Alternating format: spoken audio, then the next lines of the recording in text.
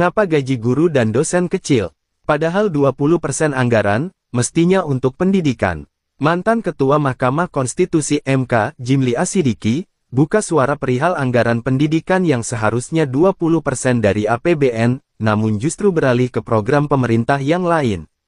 Ia lantas menyinggung pernyataan Menteri Keuangan Sri Mulyani yang pernah menganggap gaji guru dan dosen adalah beban negara.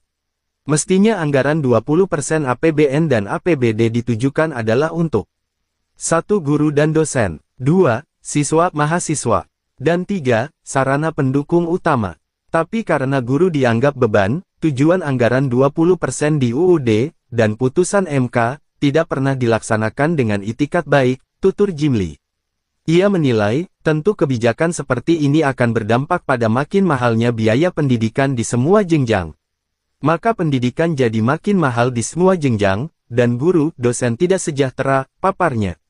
Sebelumnya, pidato Menteri Keuangan Menke Sri Mulyani Indrawati, mengenai rendahnya gaji guru dan dosen di Indonesia, menuai perhatian publik dan menjadi perbincangan hangat di media sosial. Pernyataan yang disampaikan dalam sebuah acara di Institut Teknologi Bandung ITB ini, menyoroti tantangan besar bagi pengelolaan keuangan negara, dalam meningkatkan kesejahteraan tenaga pendidik. Pada pidatonya, Sri Mulyani mengawali dengan memaparkan alokasi dana pendidikan dari anggaran pendapatan dan belanja negara APBN tahun 2025, yang mencapai 724,3 triliun rupiah. Meskipun angka tersebut sangat besar, Sri Mulyani menyentil realitas profesi guru dan dosen kerap kali dianggap kurang dihargai, karena gajinya yang minim. Banyak di media sosial, saya selalu mengatakan, menjadi dosen atau menjadi guru tidak dihargai karena gajinya enggak besar. Ini juga salah satu tantangan bagi keuangan negara, ujar Sri Mulyani. Pernyataan yang kemudian menjadi polemik adalah, ketika Sri Mulyani melontarkan pertanyaan apakah masalah rendahnya gaji ini harus sepenuhnya ditanggung oleh keuangan negara, ataukah bisa diselesaikan dengan pendekatan lain, seperti partisipasi masyarakat. Menurutnya, jika hanya mengandalkan APBN, peningkatan kesejahteraan guru dan dosen dikhawatirkan akan sulit tercapai. Apakah semuanya harus dari keuangan negara ataukah ada partisipasi dari masyarakat, kata bendahara negara itu.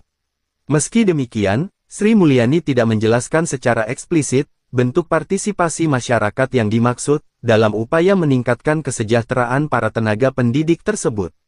Berikut rincian anggaran keuangan RAPBN 2026. Kementerian Keuangan Kemenkeu memastikan anggaran pendidikan dijaga untuk tetap mencakup 20% dari APBN, atau mencapai 757,8 triliun rupiah. Rinciannya, belanja pendidikan disalurkan melalui transfer ke daerah TKD sebesar 253,4 triliun rupiah. Belanja ini ditujukan untuk tunjangan guru negeri swasta, bantuan operasional sekolah BOS, bantuan operasional pendidikan anak usia dini, BOP PAUD, BOP kesetaraan, hingga tambahan penghasilan guru.